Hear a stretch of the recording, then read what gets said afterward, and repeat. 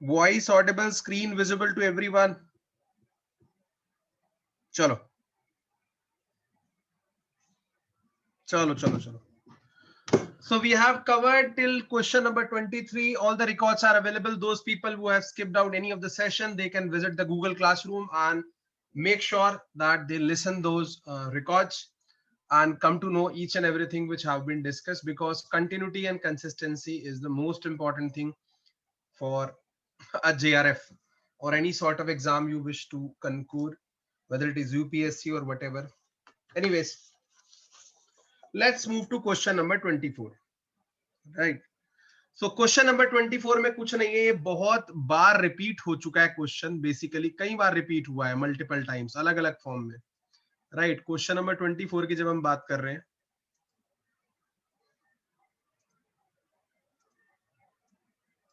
ठीक है जी. तो क्वेश्चन नंबर 24 की जब हम बात कर रहे हैं, इसमें पहले हम क्वेश्चन को ध्यान से रीड आउट कर लेते हैं. क्या पूछता है क्वेश्चन? कहता है sample of air has relative humidity of 60%. ये आपको ध्यान देना है कि डाटा क्या दिया हुआ है. तो डाटा में पहली चीज ये दे दी है कि उसका जो RH है that is 60%, means 60 by 100. ये उसका RH, right? The second piece of information which have been given that the saturated vapor pressure of water is this much, 2260 Pascal. Calculate the vapor pressure of the air at 20 degree Celsius. अब हमें 20 degree Celsius पे इसका vapour pressure calculate करना है. ठीक है, अब पहले हम रिलेटिव ह्यूमिडिटी के कुछ फार्मूलेज देख लेते हैं so that we can apply. और ये अली सर की क्लास में भी है, अभिषेक सर ने भी पूरा कोर्स पढ़ाया. बहुत सिंपल ये क्वेश्चन है, इसको देख लेते हैं हम कैसे होगा. देखिए, पहली जो है रिलेटिव ह्यूमिडिटी के कुछ कुछ फार्मूले हैं. जैसे अगर आपको वेपर डेंसिटी की टर्म में आ जाए तो relative density is basically actual vapour density divided by saturation vapour density. एक तो फार्मूला ये होता है, ठीक है, अगर आपको वेपर डेंसिटी की टर्म में आए. पर यहाँ पे आपको आया है सैचुरेशन वेपर प्रेशर की टर्म में, वेपर डेंसिटी की टर्म में नहीं है. तो ये फार्मूला जो है, ये formula which is given there in question. So percentage relative humidity is actual vapour pressure divided by saturation vapour pressure. तो इसका आपको ध्यान रखना है कि जो RH होती है, 2019 में भी एक क्वेश्चन था इसके ऊपर, that is equal to percentage RH, that is actual vapour pressure divided by saturation vapour pressure, ठीक है, इनटू 100. ठीक है, और ये सैचुरेशन वेपर प्रेशर जो होता है, हमेशा ध्यान रखिएगा, जब भी सैचुरेशन वेपर प्रेशर किसी भी सब्सटेंस का दिया जाता है, ठीक है ना, तो हमें ये कैलकुलेट करना है vapour pressure at air at 20 degree Celsius. ठीक है, तो इस फार्मूले में सिंपली हम लगा देंगे, हमें ये क्वांटिटी निकालने को पूछी है सिंपली. ठीक है, सैचुरेशन वेपर प्रेशर तो हमें दिया हुआ है, लेकिन हमें निकालने को क्या पूछा है? Vapour pressure. तो हमें क्या क्या गिवन है पहले ये देख लीजिए आप. इस फार्मूले के हिसाब से, according to this formula, we have been given relative humidity, right, we have been given saturated vapour pressure. हमें एक्चुअल वेपर प्रेशर निकालना है, ये हमारे लिए क्वेश्चन है. तो सिंपली है, कुछ नहीं है, डाटा आप पुट करेंगे इसमें. मैं डाटा आपके सामने डाल के दिखा रहा हूँ, कुछ नहीं है, क्योंकि ये 60% दिया हुआ था, तो लेफ्ट हैंड साइड में I put up 60 by 100 which is the RH. Actual vapour pressure मुझे कैलकुलेट करना है, ठीक है, एक्चुअल वेपर प्रेशर मुझे कैलकुलेट करना है, ठीक है.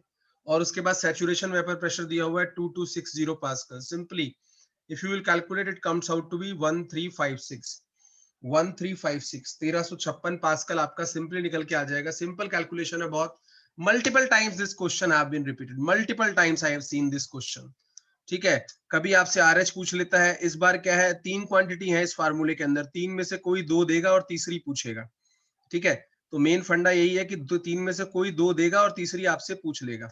वही काम यहाँ पे किया हुआ है. तो करेक्ट आंसर आपका आ जाएगा यहाँ पे 1356 pascal, which is your option number 4, which is your option number 4. तो बस आपको ये फार्मूला याद रखना है, ठीक है ना, वो आपको फार्मूला एक याद रखना है, ठीक है, सिर्फ, और कुछ नहीं है. और ऑप्शन यहाँ पे आ गया 4. तो this way we are done with the question number 24. Is it clear to everyone? किसी को कोई डाउट है यहाँ तक 24 तक? जल्दी बताइए, जल्दी बोलो, जल्दी. चलो आगे चल रहे हैं. 24 अगर क्लियर है तो 25 पे बढ़ रहे हैं भैया, टाइम हमारे पास लिमिटेड है. 25th क्वेश्चन को देखते हैं। बड़ा अच्छा क्वेश्चन है ये भी, और मल्टीपल टाइम्स इस तरह का क्वेश्चन आ चुका है। ये ऑलमोस्ट आपके नोट्स में से और हमने जो सिलेक्टेड सॉल्यूशन प्रिपेयर किए हैं उसी में से है। आपके सितंबर तक काफी इंफॉर्मेशन ऐसी है जो आपको दिखेंगे कि 100 में से 80 प्लस क्वेश्चन डायरेक्टली आपको मटेरियल से मिलेंगे, और इनडायरेक्टली थोड़े बहुत क्वेश्चन जो होते हैं जो आपकी अंडरस्टैंडिंग बेस होते हैं वो आपको देखने होते हैं। और आपको मैंने टारगेट बताया है 67 और more than that you have to correct, that will lead to a JRF. Similarly in paper 1 37 और मोर। ठीक है, तो ये आपको ध्यान रखना है for a particular sort of thing. अब ये क्या कहता है, you have to match, so it's a matching question. Match list A air pollutant which are given there. ठीक है, लिस्ट ए में आपको एयर पोल्यूटेंट दिए हुए हैं कुछ कुछ, और आपको उनको मैच करना है जी। एयर पोल्यूटेंट यहाँ पे लिस्ट ए में, और लिस्ट 2 में कंट्रोल टेक्निक और इक्विपमेंट, मतलब which pollution will be controlled by which one.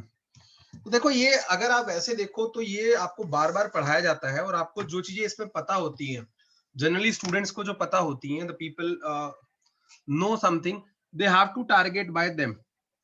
अब मैं अगर आपकी जगह पे रहूंगा तो मैं देखूंगा कि इजी ऑप्शन कौन से हैं जो मुझे मेरे आंसर तक ले जा सकते हैं। सबको बताया कि कोई भी तरह का पर्टिकुलेट मैटर होगा, वेदर इट इज पीएम 2.5 और पीएम 10, ईएसपी उसका एक इफेक्टिव मेथड है। तो सबसे पहले मैं उठा के पीएम 2.5 और 10 को ईएसपी से मैच कर लूंगा, इलेक्ट्रोस्टैटिक प्रेसिपिटेटर से। Now I will look at the option A2। A2 अगर मैं देखूं, ये तो सबको बच्चों को ऑलमोस्ट पता होता है, most of the student know this thing. तो A2 सिर्फ एक ही जगह पे है। ठीक है, A2 सिर्फ एक ही जगह पे है, विच इज ऑप्शन नंबर 2। तो मेरा ये इसी चीज से मैं कैच कर सकता था इस क्वेश्चन को। सिर्फ मुझे एक मैचिंग करेक्ट चाहिए थी जिसमें मैं 100% श्योर हूँ, क्योंकि मुझे पता है पीएम 2.5 हो 10 हो, जो एडवांस लेवल की टेक्निक है उसमें ईएसपी और बैक फिल्टर्स है। तो ESP is given here, so A2 only given in option 2। तो यहां से मुझे एक हिंट मिल गया, क्योंकि इस तरह के क्वेश्चन को देख के आपको पैनिक नहीं होना है। You have to go very simple कि मैंने कितने चीजें इसमें से पढ़ी हुई है, आपको तो ये सारी ऑलमोस्ट पढ़ाई गई है। ठीक है, अब देखते हैं बी, SO2। तो SO2 सबको पता है, SO2 is basically acidic gas, and scrubber are the most effective thing for this, so I will match this with scrubber। ठीक है, स्क्रबर से मैच हो गया, बी आपका 4 पे चला गया। ठीक है, सी जो आपका नॉक्स है, ठीक है, सी जो आपका नॉक्स है, ठीक है जी, उसमें कहा चला गया, catalytic reduction, selective catalytic reduction. ये भी मैं भी आपको दिखाऊंगा नॉक्स के लिए, NO और NO2 के अबेटमेंट के लिए सेलेक्टिव कैटालाइटिक रिडक्शन। और जो आपके बड़े वाले पर्टिकुलेट मैटर है, कोर्स पार्टिकल्स जो है, dust particles, they are effectively controlled with the help of cyclone collectors और cyclonic precipitator. So D would go to 3। तो ऐसे अगर मैं इसको मैच करता हूं, where A is 2, B is 4, C is 1 and D is 3। ठीक है, तो इसमें मेरा करेक्ट ऑप्शन क्या आ जाएगा, करेक्ट ऑप्शन आ जाएगा 2, which was one of the catch, कि आपको जो क्वेश्चन को पकड़ना है वो कैसे पकड़ना है। तो करेक्ट आंसर मेरा आ गया 2। ठीक है, ये ऑलमोस्ट मतलब सारी चीजें आपने थ्योरी में अपने पढ़ी है। अब हम ये देख लेते हैं कि कुछ कुछ डिटेलिंग्स हम देख लेते हैं इन टेक्निक्स की जो है, जैसे तो कैसे कैसे कंट्रोल करते हैं हम इसको। जो मेजर प्राइमरी पोल्यूटेंट है जनरेटेड बाय ह्यूमन एक्टिविटी, जैसे नॉक्स है, ठीक है, CO है आपका, मीथेन है, NO2 है, VOCs हैं, NMVOCs है। तो इसमें कंट्रोल टेक्निक्स आप देख सकते हैं, measure to control the air pollution. तो यहाँ पे मैं अगर देखना चाहूँ तो नॉक्स जो है, देखो यहाँ पे मेंशन किए हुए हमने सारी चीजें ना। नॉक्स कंट्रोल के लिए आपका low NOx burner, selective catalytic reduction, which is one of the option in मैचिक। ठीक है, catalytic converter also for VOC। तो ये होते हैं स्क्रबर जो आपके हैं, बफल्स, ये साइक्लोनिक स्प्रे वेट स्क्रबर, तो SO2 के लिए हो गया। जैसे एसिडिक गैस है, यहाँ पे देखिए, wet scrubber, dry scrubber, flue gas desulphurisation, SO2 के लिए हो गया। ठीक है, these things has to be highlight. Then scrubber को हमने डिटेल में मेंशन किया। ESP जो आपका आ गया, ये तो सबको पता है, PM 2.5 के लिए ESP जो है बहुत ज्यादा इफेक्टिव है। बैग हाउस फिल्टर भी PM के लिए है। ठीक है ना, ये हमने डिस्कस भी किया था क्लास के अंदर। ठीक है, उसके अलावा बहुत सारे वेट स्क्रबर, पेट स्क्रबर, वो आप इसको details you can go through. ठीक है, that will add up, already ये कवर किया गया है सारा। बट मैं आपको बताना चाह रहा था कि कैसे सिंपली आप इस क्वेश्चन को कैच कर सकते हैं। होप ये क्वेश्चन सबको क्लियर है, anyone is not having any doubt. Air pollution का सिंपल सा क्वेश्चन था ये, कोई इसमें टफनेस नहीं है। Is it clear to everyone? जल्दी बताइए, अगले क्वेश्चन में मूव करेंगे फिर 26 पे। यहां तक क्लियर है सबको? चलो अब देखो अगला क्वेश्चन आ रहा है, बड़ा इजी क्वेश्चन है, स्टैटिस्टिक्स का क्वेश्चन है, बहुत ही सिंपल क्वेश्चन है, इसके अंदर कुछ नहीं था बट लोगों ने इसको कॉम्प्लेक्स कर दिया। क्यों? क्योंकि the examiner have given some data, उसको आपको एनालाइज करना था। क्वेश्चन नंबर 26 की बात करते हैं, ये सितंबर 2020 का सब्जेक्ट पेपर एनवायरमेंटल साइंसेस का हम डिस्कस कर रहे हैं, ठीक है, इन डेप्थ। तो इसमें देखो आपको देखना क्या था, पहले मैं क्वेश्चन को थोड़ा सा फ्रेम आउट कर लेता हूं। कहता है अ रैंडम वेरिएबल एक्स, कोई भी रैंडम वेरिएबल एक्स है जो पॉइजन डिस्ट्रीब्यूशन को फॉलो करता है, such at probability at x is equal to 1 is equal to probability at x is equal to 2। Now consider the following statement. अब देखो जब आप पॉइजन डिस्ट्रीब्यूशन की बात करते हैं तो जब आपको पढ़ाया है तान्या मैडम ने, मैंने पढ़ाया है कोर्स, तो उसमें जो probability x is equal to जो r होती है, ठीक है, that is e to the power minus m to the power r divided by r factorial. ये पॉइजन डिस्ट्रीब्यूशन का जनरल इक्वेशन होता है। अब यहां ध्यान से अगर आप देखेंगे तो r क्या है, rth नंबर ऑफ टाइम्स कितनी प्रोबेबिलिटी होगी, ठीक है, ठीक है, rth सक्सेस में। तो यहाँ पे r को मैंने x ले लिया है बेसिकली, और कुछ नहीं लिया। जनरल बुक्स में कई बार आपको r भी लिखा हुआ मिल जाता है, पर यहाँ पे r को इन्होंने x लिख दिया, that is almost one of the same thing, ठीक है। तो r को इन्होंने x लिख दिया। अब देखिए ध्यान से देखिए, और m क्या होता था यहाँ पे, अगर आपको याद आ रहा हो, मीन। m क्या होता था, मीन। इसकी मैं इक्वेशन आपको दिखा देता हूं पूरी पहले, उसके बाद मैं इस क्वेश्चन पे आऊंगा और सॉल्व करूंगा इसको। तो यहाँ पे आप देख सकते हैं, ठीक है, मीन है पॉइजन डिस्ट्रीब्यूशन के लिए, ठीक है। अभी आगे मैं दिखाऊंगा आपको, ठीक है। ये देखिए यहाँ पे भी मेंशन किया हुआ है, if random variable x follows Poisson distribution that x is equal to 1, x is equal to 2, x is equal to 0, x follows the Poisson distribution, so e to the power minus lambda, lambda और m, मैंने m लिखा mean को, इन्होंने lambda लिखा, one of the thing. x मेरा random variable है, ठीक है ना। so if we got value of parameter we can find the probability of value of random variable x at it assumes, ठीक है। तो कितना उसका सक्सेस रेट होगा at r is equal to 1 या x is equal to 1, x is equal to 2 पे, ये हमें देखना होता है इसके अंदर। और मीन आपका लैम्डा है या m है। आप मीन को, जो मैंने इक्वेशन लिखी थी उसमें m था, यहाँ पे लैम्डा है, तो m is equal to lambda is equal to mean. अब मैं वापस चलता हूं, मैं इस क्वेश्चन को सॉल्व करने की कोशिश करता हूँ, ठीक है। और बारी बारी से मैं देखूंगा इस क्वेश्चन को कि क्या क्या इसमें मेरे पास प्रोबेबल एस्पेक्ट आ सकते हैं। थोड़ा सा इसमें बस ट्विस्ट दिया हुआ था और कुछ नहीं है। मैं कर करके देखूंगा, मैं कर करके देखूंगा, ठीक है।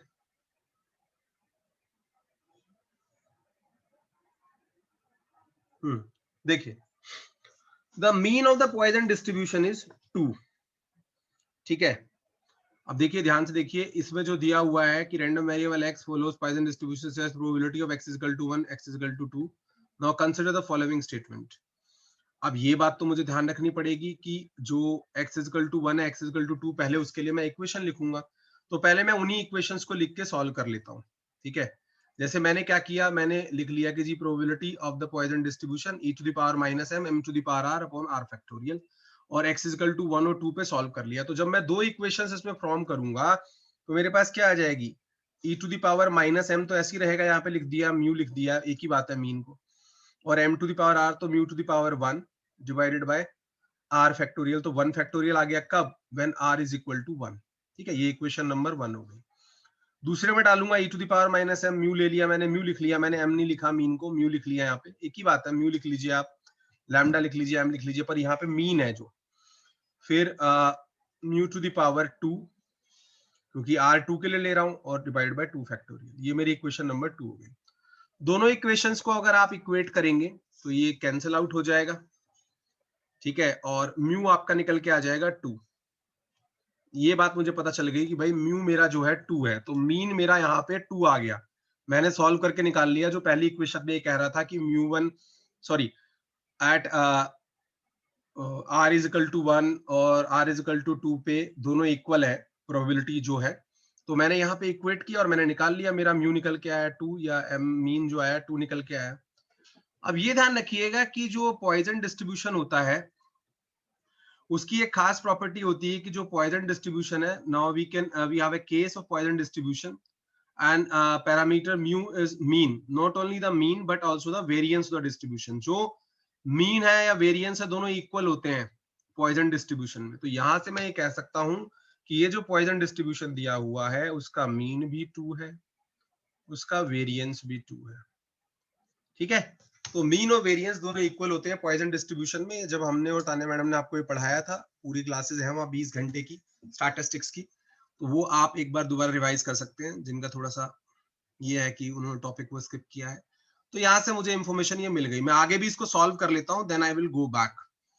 अब मैं क्या करता हूँ, मैं ये देखता हूँ, ये मैंने देखो यहाँ पे भी मैंने यही सॉल्व करके देखा कि x इज इक्वल टू 1 और 2 को दोनों को डाला e to the power minus m. तो लैम्डा लैम्डा या मीन या m जो भी एक ही बात है, इसको म्यू बोलो या m बोलो या मीन बोलो, एक ही बात है. 2 निकल के आया.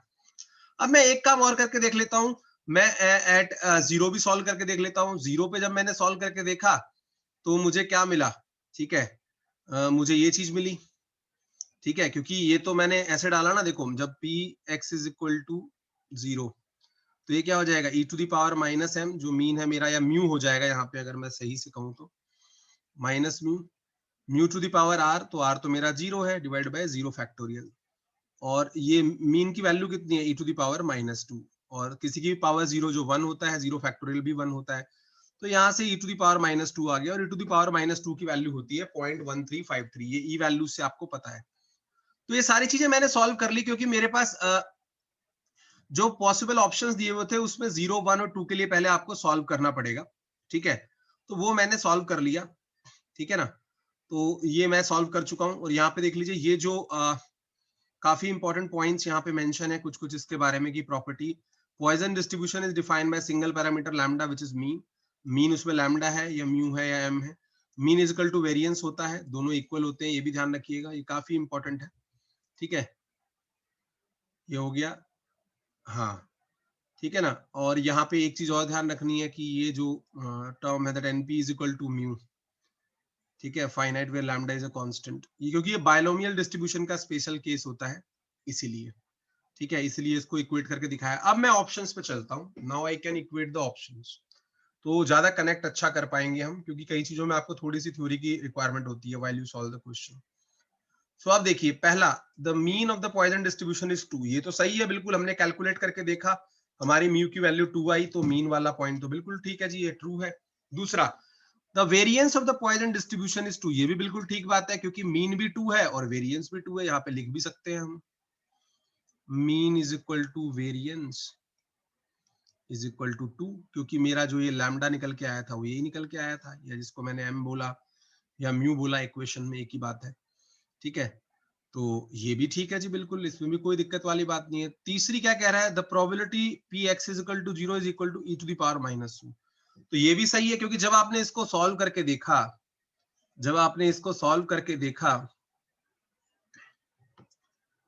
ठीक है, तो ये आपको क्या मिला, E to the power minus 2. ठीक है, probability X is equal to 0, तो ये भी E to the power minus 2 मिला, मींस ये भी करेक्ट है. तो तीनों स्टेटमेंट ऊपर के करेक्ट हो गए. चौथी स्टेटमेंट को अगर हम देखें, that probability x is equal to 0 is equal to probability x is equal to 1, ये गलत है. x0 की जो वैल्यू आ रही है वो x1 की नहीं आ रही है. x1 की वैल्यू कितनी आ रही है, देखो x0 की वैल्यू तो ये है, x1 की वैल्यू कितनी आएगी, e to the power minus m, minus 2 हो गया.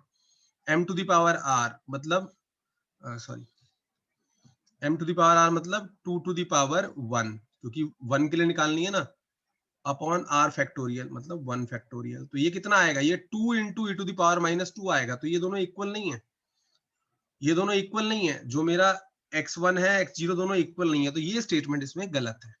तो from this we can easily choose that a b and c is the correct answer. So which is option number 1, क्योंकि हमें जस्टिफाई वे में डिस्कस करना है. एबीसीडी से नहीं जाना है लाइफ में, लॉजिक से जाना है कि चीजें सॉल्व कैसे होती है. Quality always will pay you in your interviews और समथिंग लाइक दैट. ठीक है, और ये इस तरह का एक क्वेश्चन है, ये सॉर्ट ऑफ एक प्रॉब्लम है जो आपको बोर्ड पे दे दी गई, या किसी इंटरव्यू में आप जाके खड़े हुए आपको बोला उसने कि बेटा सपोज करो, let us suppose you have a random variable x which is following Poisson distribution, और ये कंडीशन है that probability of x is equal to 1 is equal to probability x is equal to 2. तो बताओ कौन सा इसमें से ट्रू होगा, फॉल्स होगा. तो दिस तरह की ये प्रॉब्लम है, अच्छी प्रॉब्लम है, अच्छा क्वेश्चन है, दोबारा भी इस तरह का क्वेश्चन रिपीट होके आ सकता है, कुछ डाटा या कुछ चेंज करके। Is this clear to everyone? किसी को यहाँ पे कोई डाउट नजर आ रहा है तो भाई शाउट कर दो जल्दी से, और नहीं आ रहा है तो मैं आगे की ओर चलता हूँ। ठीक है, नहीं आ रहा है तो आगे की ओर चलता हूँ।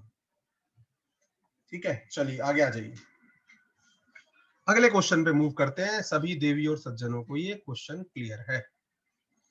चलो, क्योंकि मेरा काम आपको ये बताना है, in this discussion I will tell you how to catch the question, from which point you have to hold the neck of the question and grab it. यहाँ पे पढ़ाना नहीं है, यहाँ पे सिर्फ आपको ये बताना है कि आपको कम से कम मिनिमम टाइम में how to grab the question. ठीक है, क्योंकि टेक्निक वो आपको सीखनी है। वैसे तो अगर आप रेगुलर प्रैक्टिस कर रहे हो हम लोग के संग, यहाँ पे देखो सॉल्व भी करके दिखाया हुआ है। ठीक है, और बेसिकली ये 12th क्लास का क्वेश्चन है, पॉइजन डिस्ट्रीब्यूशन का 12th के क्वेश्चन से लिया गया है, काफी समय पहले ये क्वेश्चन देखा गया है 12th क्लास में। अगला क्वेश्चन आ रहा है, बड़ा अच्छा क्वेश्चन है, अली सर ने बहुत डिटेल में इस बार इस पे डिस्कशन किया है। क्वेश्चन नंबर 27 पे बहुत डिटेलिंग हुई है इस बार इसकी, quite a lot of detail have been done. क्वेश्चन में देखिए कहता क्या है, बड़ा सिंपल सा क्वेश्चन है, सोलर एनर्जी का क्वेश्चन है। अली सर ने 5 से 6 घंटे लगाए हैं सोलर पे, तो 2 क्वेश्चन आते हैं, वो पिक होने चाहिए। मेरा भी कोर्स अवेलेबल है which you can listen. So which among the following solar collectors has the highest concentration ratio or CR value, a measure of the efficiency of solar collector? तो there is a term which is called as CR और highest concentration ratio। तो अलग अलग तरह की जो solar collector devices हैं उसमें किसका ये हाईएस्ट है, पहले हम थोड़ी डिटेलिंग करेंगे इस क्वेश्चन की, बिकॉज इट नीड्स डिटेलिंग। ठीक है, तो यहाँ पे देख लेते हैं हम इसको फटाफट से। देखिए क्या बोलता है इसके अंदर, कहते हैं light concentration process is typically characterized by the concentration ratio C, और सीआर बोल दिया वहां पे। By physical meaning the concentration ratio is a factor by which the incident energy flux I naught is optically enhanced on the receiving surface. ठीक है, अभी मैं figure दिखाऊंगा। So confining the available energy coming through the chosen aperture to a smaller area on the receiver, we should be able to increase the flux, कि हम flux को बढ़ा सके। ठीक है, अब देख लेते हैं हम कैसा है। ठीक है, तो देखिए ये होता है जो आपका area of the aperture to that of area of receiver, जो मेरा कंसंट्रेशन रेशियो है। ठीक है, ज्योमेट्रिक कंसंट्रेशन रेशियो। ठीक है, ठीक है ना। तो ये दिया हुआ है आपका कि आउटपुट पे क्या होगा फ्लक्स। ठीक है, concentration ratio, optical concentration ratio ये होती है आपकी, that also you have to. ठीक है, average flux over the receiver to that of flux over the aperture, की इंसुलेशन आ कितना रहा है। ठीक है, और रिसीवर के पास कितना है उसके अंदर से। तो ये हमने देखा और ये हमने डिटरमाइन करने का कोशिश किया। ठीक है ना। या ये भी कर सकते हैं कि local intensity toward the incident. तो हमने देखा कि जो पैराबोलाइड डिश है मेरी, जो पैराबोलाइड डिश है, ठीक है, जो पैराबोलाइड डिश कलेक्टर्स है, इनका हमने देखा ये कंसंट्रेशन रेशियो मैक्सिमम है। ठीक है ना। तो पैराबोलाइड डिश का जो है कंसंट्रेशन जो रेशियो है आपका वो मैक्सिमम है। मैं दिखा भी देता हूँ आपको थोड़ा सा, अगर इसमें दिया हो। यस, तो ये रेशियोज जो है कैलकुलेट करके देखे गए और ऐसा देखा गया कि जो पैराबोलाइड डिश है उसका ये जो कंसंट्रेशन रेशियो सीआर जो निकल के आया वो मैक्सिमम निकल के आया जब हमने कैलकुलेट किया। तो यहाँ पे जो भी डिवाइसेस आपको मेंशन है, ठीक है, जो भी डिवाइसेस आपको मेंशन की गई है, ठीक है, उसके अंदर अगर आप देखेंगे आपको compound paraboloid collector with a plane receiver दिया हुआ है, सिलेंड्रिकल पैराबोलिक कलेक्टर दिया हुआ है, फ्रेशनल लेंस कलेक्टर दिया हुआ है, और फिर एक पैराबोलाइड डिश कलेक्टर दिया हुआ है। तो पैराबोलाइड डिश कलेक्टर का जो कैलकुलेशन है वो आपको क्लास में भी कराया अली सर ने, और ये मैक्सिमम निकल के आया किसके लिए, पैराबोलाइड डिश कलेक्टर के लिए। ठीक है, तो इसीलिए पैराबोलाइड डिश कलेक्टर जो है आपका इसमें सबसे सुटेबल ऑप्शन है। ठीक है, उसका सीआर रेशियो आपका मैक्सिमम होता है। ये क्लास में सॉल्व भी करवाया गया question. So fourth is the correct answer for this question. Is this clear to everyone? Detailing हमने यहाँ पे करी है सारी। Once you will go through it you will understand कि क्यों इसका एफिशिएंसी ज्यादा है, बिकॉज ऑफ दैट शेप। ठीक है, because of that comprehensive and compact shape. ठीक है जी, आगे चलते हैं अभी क्वेश्चन नंबर 28 की तरफ। ये तो सिंपल क्वेश्चन है भाई, इसमें तो कुछ है ही नहीं, ये तो बड़ा इजी क्वेश्चन है। जो क्वेश्चन नंबर 28 है it is quite easy. Question number 28 काफी इजी क्वेश्चन है, इसको ध्यान से देखते हैं। और ये सब क्वेश्चन आपको आने चाहिए आइडियली, और ये सिंपल क्वेश्चन है, अर्थक्वेक का क्वेश्चन है, मैंने पहले भी ये बताया हुआ है। बिसाइड स्टीम, स्टीम कहने का मतलब क्या है भाई? स्टीम होता है हीटेड वाटर वेपर। स्टीम कहने का मतलब है, पहले तो ये समझ लो स्टीम से इसका क्या मतलब है। हीटेड वाटर वेपर, ठीक है। नेक्स्ट गैस की स्टीम के बाद नेक्स्ट गैस कौन सी होती है? In order of abundance emitted from the volcanic eruption. मैं आपको सिंपल भाषा में समझा देता हूँ। ये एक वोल्केनो था जो कि इरप्ट हुआ। अब वो ये पूछता है इसमें मैक्सिमम कौन गैस बाहर आती है, तो सबसे पहले आप बोलेंगे इसमें वाटर वेपर और स्ट्रीम। ये क्वेश्चन आ चुका है एक बार, वाटर वेपर और स्टीम, नंबर 1 तो ये रहता है, ठीक है। ठीक है जी, वाटर वेपर और स्टीम, ये ध्यान रखना है, ठीक है। नंबर 2 पे इसमें रहती है CO2, कार्बन डाइऑक्साइड, ठीक है। नंबर 3 पे रहेगा इसमें SO2। तो ये ऑर्डर ध्यान रखिएगा कि कौन कब आता है। तो सबसे ज्यादा वाटर वेपर आता है, then CO2, then sulphur dioxide. तो यही इस क्वेश्चन में पूछा गया है कि आफ्टर वाटर वेपर कौन आता है नेक्स्ट। तो सिंपल सा आंसर हो गया इसका CO2। ये तो आंसर हो गया CO2, क्योंकि सेकंड जो नंबर है वो किसका है? CO2 का है। तो carbon dioxide is the correct answer, which is option number 3। Is it clear to everyone?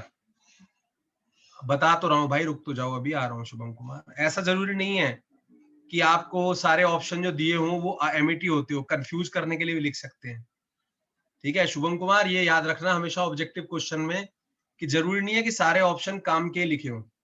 ऐसा हो सकता है कि आपको कंफ्यूज करने के लिए भी कुछ लिख दे, ठीक है, यही चेक किया जाता है। अब देख लीजिए आप कौन कौन है इसमें। The most abundant gas in the water vapour, number 1 तो वाटर वेपर हो गया, followed by carbon dioxide, number 2 पे CO2 आ गया, ठीक है। और उसके बाद कौन है? सल्फर डाइऑक्साइड, SO2 आ गया। ये 3 तो है ही। Secondary gases are also commonly emitted from volcano and include H2S भी आती है, हाइड्रोजन भी, बर कार्बन मोनोऑक्साइड भी बहुत कम क्वांटिटी में, ये सबसे बाद में आएंगी इनमें, ठीक है। Hydrogen chloride, hydrogen fluoride, helium. The greatest potential hazard to human animals agriculture are SO2, CO2 and HF। ये ध्यान रखना है, ये 3 कंपोनेंट जो है सबसे ज्यादा हैजार्डस है, जो हैजार्ड जो है पोज करते हैं इन टर्म्स ऑफ वोल्केनो एमिशन से, ठीक है। बाकी तो मैनेज हो जाते हैं नेचुरली, बट ये मैनेज होना थोड़ा सा दिक्कत का है। तो ये 3 कंपाउंड याद रखेंगे कि वोल्केनो से इरप्शन के बाद जो सबसे ज्यादा हेल्थ हैजार्ड है वो इन 3 कंपाउंड्स का है। क्लियर है सबको? फिर हमने डिटेलिंग की है यहाँ पे ईच इंडिविजुअल के बारे में कि कैसे कैसे ये आपको थ्रेट इंपोज करते हैं।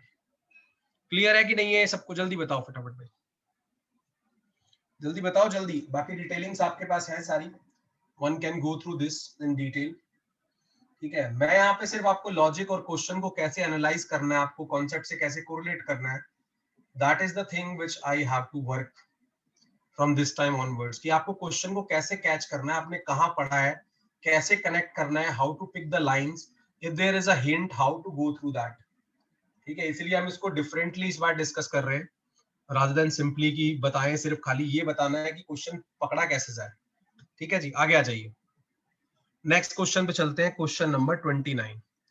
ये क्वेश्चन जो है आपको न्यूक्लियर केमिस्ट्री से आया है, और अली सर ने बड़े अच्छे से इस बार इसको ढूंढ के पढ़ाया है। और मेरा भी कोर्स है न्यूक्लियर का, तो अगर आप दोनों कोर्स करते हैं, असाइनमेंट्स करते हैं, अच्छे से टेस्ट देते हैं, तो I don't think you will lose a single marks in nuclear, ठीक है। काफी कॉम्प्रिहेंसिव उस पे इनपुट लगा है, ठीक है ना। स्पेशलाइज इनपुट का मजा अलग है, ठीक है। हाँ, तो यही तो आपने गलत कर दिया ना।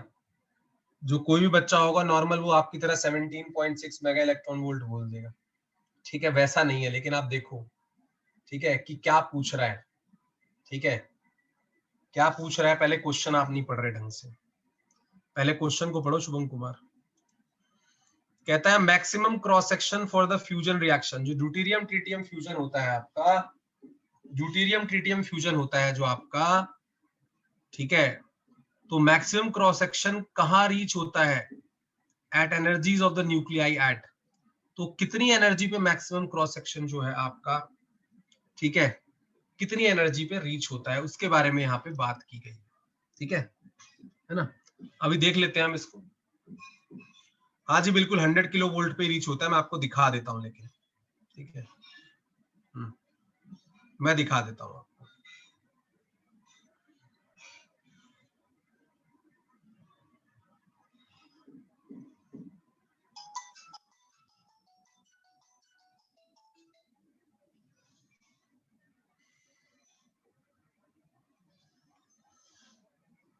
अब देखिए अगर आप इसको देखेंगे, ठीक है, अब अगर आप इसको देखेंगे जो हमारा क्रॉस सेक्शन एरिया होता है, जो रिएक्शन रेट्स होती हैं उसकी, ठीक है, और उस पर ड्यूटेरियम ट्रिटियम के बारे में थोड़ा सा डाला गया प्रकाश उस पर, तो मैं आपको दिखा देता हूँ एक्चुअली वो है क्या।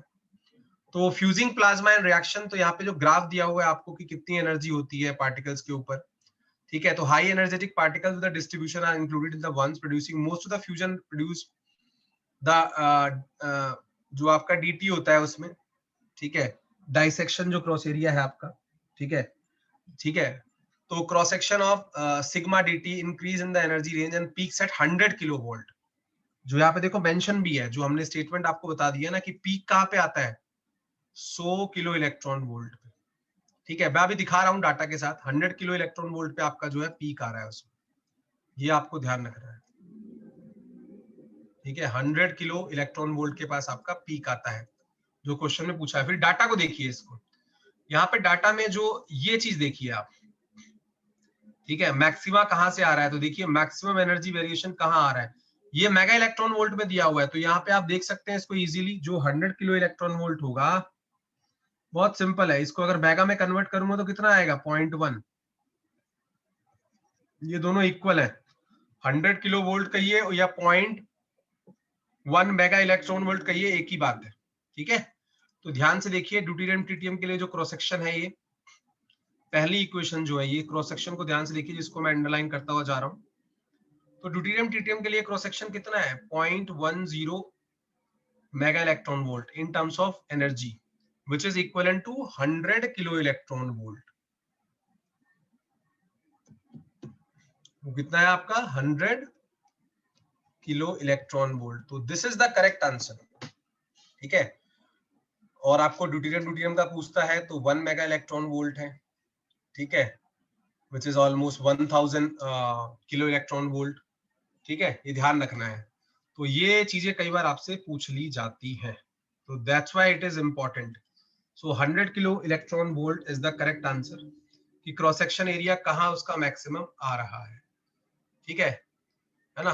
देखिए यहाँ पे लिखी भी हुई है line, main interest in the reaction rises from the high probability at low impact energy of 100 kilo electron volt, तो ये आपको ध्यान रखना है, ठीक है। तो यहां से आपका जो आंसर हो जाएगा वो हो जाएगा 100 किलो इलेक्ट्रॉन वोल्ट। बस ये डाटा बेस क्वेश्चन है जो आपको पता होना चाहिए, कितने क्रॉस सेक्शन पे, ठीक है, फ्यूजन रिएक्शन रीच आउट करता है। और ये अली सर ने काफी अच्छे से बड़े एम्फेसिस देके कराया है, मैं था क्लास में उसमें, ठीक है। Is it clear to everyone? Question number 29 clear है सबको? चलो आगे आ जाओ फटाफट से, फटाफट से आगे आ जाओ भाई, फटाफट से आगे आ जाओ। आगे चलते हैं क्वेश्चन नंबर 30 पे।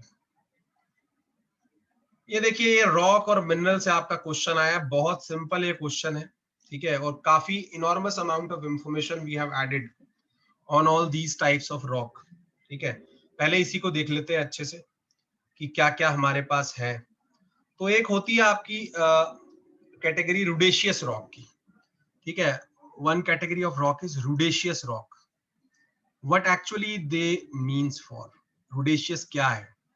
So rudaceous rock is basically a sedimentary rock formed of coarse grained material, right? ठीक है. Rudaceous rock consisting of sharp fragment embedded in clay or sand. And rudite is a general name used for the sedimentary rock that are composed of round or angular detrital grains. तो थोड़े गोल गोल होते हैं, ठीक है, granules, pebbles, cobbles and boulder which are coarser than sand in size. Rudite include किसको? Sedimentary rock आएगी composed of both siliciclastics and conglomerate, ठीक है, कार्बोनेट ग्रेन, ये सारे इसमें आते हैं रूडाइट में, ध्यान रखिएगा, ठीक है ना। तो ये तो रूडाइट्स हुए, एक कैटेगरी ऑफ रॉक है, इसको रूडिशियस रॉक भी बोलते हैं। अब दूसरी कैटेगरी देख लेते हैं हम, इसमें और भी दी हुई है, ठीक है ना। और यहाँ पे दिया हुआ है, देखिए साइज लिखा हुआ है ना, ग्रीको लैटिन नेम है, रुडेशियस जो है लैटिन वर्ड है बेसिकली। फिर एक होती है आर्नेशियस रॉक, ये बेसिकली एक क्लासिफिकेशन है उसी के बेसिस पे, आर्नेशियर रॉक, ठीक है, वेयर एरेनाइट्स आर देयर, ठीक है, एरेनाइट्स आर देयर, ठीक है। तो यहाँ पे दिया हुआ है कि रुडेशियस के कौन से हैं, एरेनाइट के कौन से हैं, टू इंक्लूड ऑल द, क्या क्या चीजें हैं भैया इसके अंदर, it include all the clastic sedimentary rocks whose particle size range from 2 to this many millimeter. If silt is included this millimeter, some arenites or arenaceous rocks are composed of primarily carbonate particles, in which case they are called calcarenite and grouped with limestone. Some oolitic iron ore and gluconite beds are properly classified as arenites, but the vast majority of arenites are commonly called as sandstone, and the two words are almost synonymous. तो ये इसको आर्नेशियस बोलो या sandstone बोलो, एक ही बात है, एक कैटेगरी ये है। उसके बाद एक आते हैं एरेनाइट्स कैटेगरी के रॉक, ये क्या है जी, ये भी बेसिकली लैटिन वर्ड है, एरेनाइट मीन होता है सैंड। तो ये काफी जो ओल्ड क्लासिफिकेशन थी उसके हिसाब से क्वेश्चन पूछा हुआ है ये सेडिमेंट्री का ही। So it's a sedimentary clastic rock with grain size between this to this and this contain less than this many matrix. Related objective to arenaceous, the equivalent Greek derived term is semite, though this is more commonly used to metamorphose sediments. तो metamorphic sediments जो होते हैं आपके, उनके लिए use किया जाता है। तो ये बेसिकली डेफिनेशन बेस्ड जो है क्वेश्चन है, थ्योरेटिकल डेफिनेशन बेस्ड ये क्वेश्चन है। फिर लास्ट में आपके सिल्टस्टोन है, ठीक है, सिल्टस्टोन एक कैटेगरी होती है। सिल्टस्टोन में क्या आ जाएगा, it's a sedimentary rock composed of, sedimentary rock composed mainly of silt-sized particle. It forms where water, wind, or ice deposit the silt, and silt is then compacted and cemented into a rock. तो ये process रहती है वहां पे siltstone की, और details आपको थोड़ी सी देख लेनी है इसकी। दोबारा कुछ एक छोटा मोटा क्वेश्चन इस पे आपको मिल सकता है, that is optimistic from here. और यहाँ पे दिया भी हुआ है काफी ज्यादा इसके बारे में कि पार्टिकल साइज क्या है, fragment more than 256 centimetre, boulder का हो गया, रूबल, ठीक है ना। और इसमें बोल्डर, ग्रेवल, ये वैसे काम का नहीं है इतना ज्यादा, ठीक है, ये इतना काम का नहीं है। तो इसको बस थोड़ी सी इंफॉर्मेशन आपको देखनी है, जिससे ऊपर वाले जो क्लासिफिकेशन है they are important for us, arenite, arenaceous rock, rudaceous rock. उसके बाद आपको इसको मैच ही करना था बस, और कुछ नहीं करना था। थ्योरेटिकल क्वेश्चन है, डेफिनेशन जरूर अच्छे से इसको देख लीजिएगा एक बार, ठीक है। कुछ छोटा मोटा दिख सकता है आपको अगर कहीं हुआ कि भाई एक क्वेश्चन इससे फ्रेम आउट होना है, बाकी ये डेफिनेशन बेस्ड क्वेश्चन है, और जनरली ये आपको मिलेगा नहीं एग्जाम्स के अंदर, ये by chance of the type वाले एग्जाम सोरा क्वेश्चन है कि कभी कभी किसी कमेटी मेंबर को अच्छा लगा तो उसने डाल दिया। तो ये मैच करना है, रॉक टाइप दिया हुआ और कैरेक्टरिस्टिक्स दिए हुए हैं, तो सिंपली अगर क्लासिफिकेशन आपको पता है तो you can easily match, right, you can easily match. तो जो आपका रुडेशियस रॉक दिया हुआ है, तो ये आपको बताया मैंने कि जो रुडेशियस रॉक होती है, ठीक है, वो बेसिकली क्या है आपका, rock consisting of mainly gravel, pebbles, cobbles and boulder, बड़े वाले, ठीक है ना, बड़े वाले जो है rock consisting mainly of gravel, pebbles, cobbles and boulder, ये ध्यान रखिएगा, इससे आपको मिल सकता है क्वेश्चन, भाई क्या है रुडेशियस रॉक, ठीक है, ये एक तो हो गया। फिर उसके बाद आप आ जाते हैं आर्नेशियस, क्या है जी, ठीक है, तो आर्नेशियस मेनली जो सैंड वाले हैं, ठीक है, आर्नेशियस मेनली जो है आपके rocks consisting mainly of sands, they are called arenaceous, ठीक है। तो रुडेशियस जो है, जैसे कि रुडेशियस में क्या है, पेबल, कोबल, ग्रेवल, बड़े साइज वाले, ठीक है। ऐसे आर्नेशियस में rocks consisting mainly of sand, ठीक है, उसके बाद वाले जो साइज होंगे, ठीक है, ये हो गया। आगे चलिए, उसके बाद सी जो आपका आ गया सिल्ट रॉक, ठीक है। तो सिल्ट रॉक में क्या होता है, rock consisting mainly of silt and siltstone. ये सबसे इजी हिंट था, जो ये सी आपका 1 है, ये सबसे इजी हिंट है, लेकिन ये दो ऑप्शन में क्लैश हो जाता है, 2 और 4 में, तो आपको एक और कोई ना कोई पता होना चाहिए था। सिल्ट वाला जो है सबसे इजी हिंट है इसके अंदर, कि सिल्ट रॉक क्या होती है, rock consisting mainly of silt and siltstone, ठीक है ना। उसके बाद आपका डी जो है आर्जिलेशियस रॉक, ये क्या होते हैं जी, argillaceous rock is basically rock consisting of mainly of dust, mud and clay. तो इनकी डेफिनेशंस को आप एक बार पिन पॉइंट कर सकते हैं अच्छे से लिख के। That rudaceous rocks are rock consisting mainly of gravel, pebble, cobble and boulder. जो बड़े बड़े ढेले पत्थर ये होते हैं ना, राह का रोड़ा, मुझे तो ये ऐसे याद रहती है, क्यों मेरी राह का रोड़ा बन रहा है भाई, तो मतलब बड़ा है बहुत साइज में, तो रूडेशियस हो गया जिसमें gravel, pebble, cobble and boulder आएंगे। उसके बाद जो बी है आपका, that is arenaceous, rock consisting of mainly sand, फिर पार्टिकल्स की बारी आ जाएगी। और उसके बाद सिल्ट आ गया आपका, and then argillaceous consisting of mainly dust, mud and clay. Last में क्ले वाली कैटेगरी के हैं।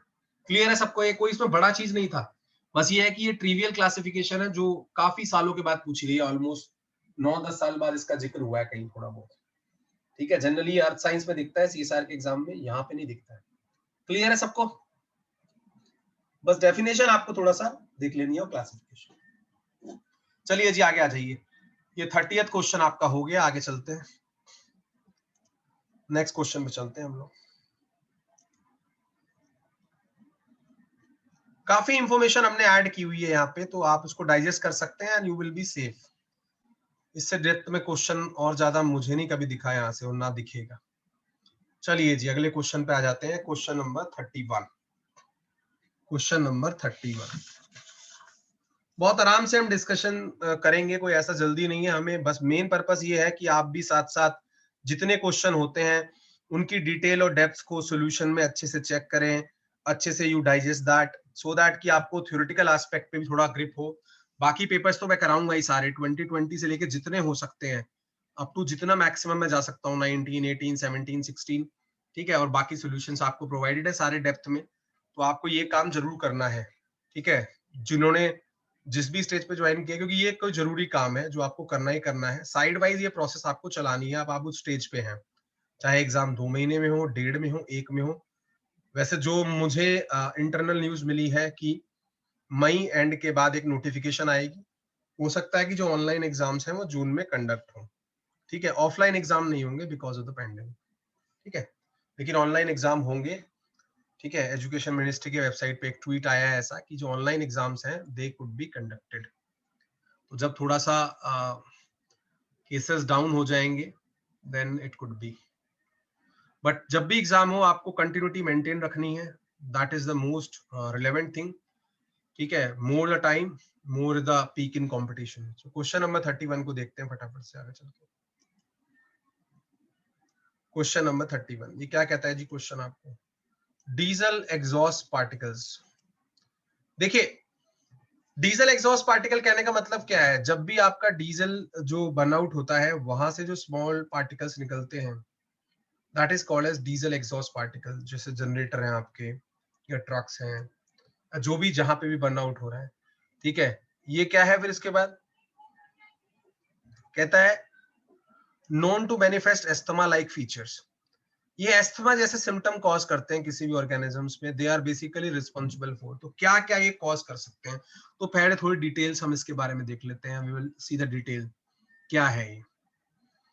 तो बहुत सारी एपिडेमियोलॉजिकल स्टडीज हुई हैं जो क्या बताती हैं, epidemiological studies just so epidemiological studies have demonstrated association between different levels of air pollution and various health outcomes including mortality, expiration of asthma, right, which is cause mentioned here in this question, chronic bronchitis, chronic मतलब होता है short term के लिए, bronchitis means inflammation of bronchi, respiratory tract infection जो RIT आपका, ischemic heart disease, stroke, right, of the motor vehicle generated air pollutants। ये ध्यान रखना, diesel exhaust particle account for highly significant percentage of particles emitted in many towns and city। मैंने आपको बताया है कि जब भी आपका बर्नआउट होगा डीजल, चाहे व्हीकल में बर्न हो, जनरेटर में हो, किसी भी चीज में हो, तो there are small soot like particles which are basically associated with the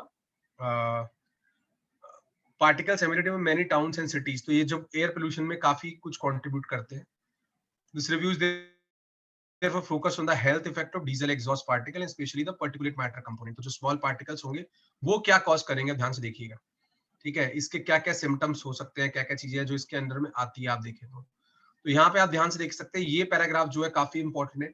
acute मतलब शॉर्ट टर्म इफेक्ट्स जो है diesel exhaust exposure include irritation of the nose and eyes, which is point number 1, irritation of the nose and eyes, ठीक है. Second, lung function changes, ये भी हो सकता है आपको. Respiratory changes हो सकते हैं, headache, fatigue and nausea, chronic exposure associated with the cough, sputum production, lung function decrement, ये सारी चीजें आपकी देखी जा सकती है.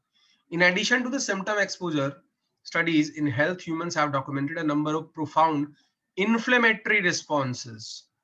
Inflammatory responses क्या होते हैं? जैसे जो आपकी बॉडी के अंदर inflammatory substances होते हैं, ठीक है, जैसे हिस्टामिन हो गया, इंटरल्यूकिन्स हो गए, ठीक है, ये सारे प्रोस्टाग्लैंडिन्स हो गए, ठीक है, ये सारे जो आपके एमिटेड होते हैं, जो इन्फ्लेमेटरी रिस्पॉन्स कॉज करते हैं, वो थोड़ा सा इशू है, ठीक है. Notably, before changes in pulmonary function can be detected, and it is likely that such effects may be even more detrimental in asthmatics. अगर जो कोई अस्थमा का पेशेंट होगा उसके लिए तो ये बहुत ही ज्यादा दिक्कत के, ठीक है. With compromised pulmonary function, same चीज ये कॉज हो रही है जो आपका क्या कहते हैं, कोविड में भी यही प्रॉब्लम है कि किसी को अगर कोई कोमॉर्बिडिटी है कोविड के केस में, तो वहां पे भी बहुत इशू क्रिएट हो रहा है. और most of the people are chronic, they are going by chronic pneumonia, right? Even they are negative, having proper thing, but the chronic pneumonia is becoming one cause. And other things people have seen, and I am seeing a lot of paper which is coming followed by a heart attack, like this Rohit Sardana and 2-3 people I know who gone this way. So your C reactive protein CRP test जो होता है आपका, वो भी काफी critical prove हो रहा है कि people are recovering and still they are getting like this, going through heart attack or stroke. So वो problem वहां से C reactive protein से हो रही है, तो ये भी एक issue है. तो बेस्ट पॉसिबल यही है कि भैया आप थोड़ा सा उसमें प्रिकॉशन ले जितना हो सकता है, ठीक है. और यहाँ पे डीजल एग्जॉस्ट के बारे में एक और इंपॉर्टेंट बात है. There also observe supporting hypothesis diesel exhaust is one of the important factor contributing in allergy pandemic, ठीक है. एलर्जी पैंडेमिक्स में भी ये, ठीक है, एक इफेक्ट या फैक्टर है, ठीक है, कि कहीं पे बहुत ज्यादा एक पॉपुलेशन में एलर्जी ऑब्जर्व हो रही है, ठीक है, तो ये दिक्कत कर सकता है, ठीक है ना.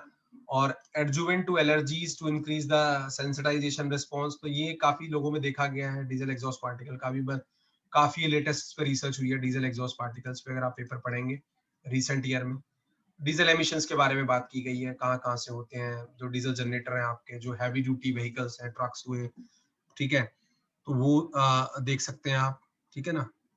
बस इतना ही आपको देखना है. उसके बाद इसमें ऑप्शंस जो दिए हुए हैं ना, वो आपको उसी लेवल के दिए हुए हैं, और काफी इंफॉर्मेशन हमने डीजल एग्जॉस्ट पार्टिकल पे यहाँ पे ऐड करी है, because you should know what is latest going on. तो यहाँ पे देख लेते हैं इसको क्या क्या ऑप्शन इसमें दे रखे हैं, जो हम सोच सकते हैं, इमेजिन कर सकते हैं कि क्या क्या ऑब्जर्व हो रहा है, ठीक है.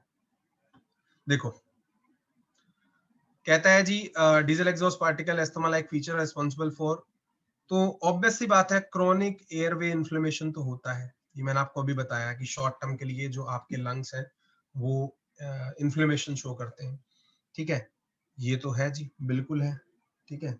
उसके बाद म्यूकस हाइपर सेक्रीशन, जो आपकी एपिथेलियल लाइनिंग्स है लंग्स की, ठीक है, वहां पे जो म्यूकस सेल्स जो म्यूकस है आपका, ठीक है, जो स्टिकी सब्सटेंस होता है ना आपका, ठीक है, that will be more secreted, right. तो उसी को बोलते हैं हम म्यूकस हाइपर सेक्रीशन. हाइपर मतलब मोर, ज्यादा म्यूकस आपका सेक्रेट होगा, ठीक है, क्योंकि उसको लगेगा कि भाई ये तो कुछ जो डस्ट डीजल एग्जॉस्ट पार्टिकल्स हैं, ये कुछ फॉरेन सब्सटेंस है, तो ज्यादा सेक्रेट करेगा, ठीक है. उसके बाद एयरवे एक्सपेंशन. एयरवे एक्सपेंशन कैसे होगा? एयरवे कॉन्स्ट्रिक्शन होना चाहिए था यहाँ पे, ये गलत चीज है.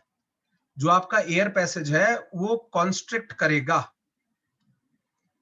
ठीक है, सुकुड़ेगा, रादर देन एक्सपेंड होने के. भैया ये कोई शुद्ध ऑक्सीजन थोड़े है, ठीक है. तो एयरवे एक्सपेंशन नहीं होगा, एयरवे कॉन्स्ट्रिक्शन होगा, ठीक है. एयरवे कॉन्स्ट्रिक्शन होना चाहिए था, ये गलत स्टेटमेंट है यहाँ पे. फिर next, marked infiltration of eosinophils. तो आपकी एक तरह की ब्लड सेल्स होती है इओसिनोफिल्स, जो एलर्जी के केसेस में काफी ज्यादा निकलती है. जैसे आपने वहां पढ़ा होगा न्यूट्रोफिल, बेसोफिल, इओसिनोफिल्स, ठीक है. ये एक क्लासिफिकेशन है WBC की, व्हाइट ब्लड सेल्स की, ठीक है.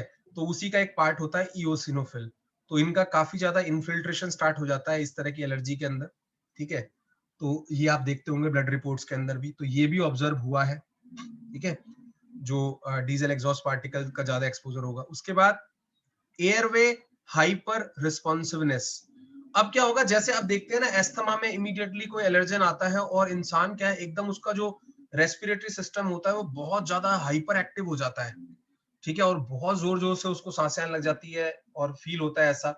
तो ये एयरवे जो आपका रेस्पिरेटरी ट्रैक्ट है उसका हाइपर रिस्पॉन्सिवनेस, बहुत ज्यादा वो रिस्पॉन्स करता है, ओवर रिस्पॉन्सिव, इसीलिए उसको डायलेट करने के लिए ब्रोंको डायलेटर देते हैं एस्थमा में, जो आप देखते हैं ना पंप, ठीक है, ब्रोंको डायलेटर्स दिए जाते हैं, ठीक है, सो दैट रिलैक्स कर सके जो आपकी मसल स्पाज्म हो जाता है वहां पे, जो आपकी रेस्पिरेटरी ट्रैक्ट की मसल्स होती हैं, इसलिए। तो ये भी एक करेक्ट रिस्पॉन्स है। तो ए बी डी और ई, तो ए बी डी और ई जो एक ही ऑप्शन में है आपके, which is option number third. C जो है गलत है, एक्सपेंशन नहीं होगा, कॉन्स्ट्रिक्शन होगा, ठीक है। तो यहाँ पे जो करेक्ट आंसर हो गया इसके हिसाब से वो आपका हो गया जी थर्ड। तो third is the correct answer for this.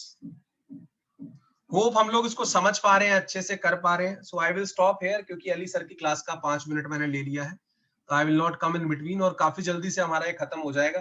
बाकी मेरी आपसे ये रिक्वेस्ट है कि जितने क्वेश्चन होते जा रहे हैं काफी डेप्थ में आप उनको साथ साथ पढ़ते जाइए, सो दैट आपका बर्डन ना है। चाहे 10-15 क्वेश्चन जितने भी आप देख पाते हैं जो हम डिस्कस करते हैं, उनकी डेप्थ और detailing after the class you should go through, तभी आपको इसका रियल बेनिफिट मिल पाएगा डिस्कशन का। बिलीव इट और नॉट, डॉक्यूमेंट आपके पास है तो आपको लॉजिक्स को सर्च करना है वहां पे। So with this I will take your permission, right? You have another class with Ali sir immediately and at 9:30 with Utkarshit ma'am, paper 1. So you have to keep working hard. Time is hard but you have to be hardest in terms of your preparation. हाँ, Bronco dilators जो है airway को dilate करते हैं, that's why वो दिए जाते हैं, ठीक है। So I will see you guys tomorrow at same time and we will continue our discussion ahead of question number 31. Thank you very much. Thanks for your patience.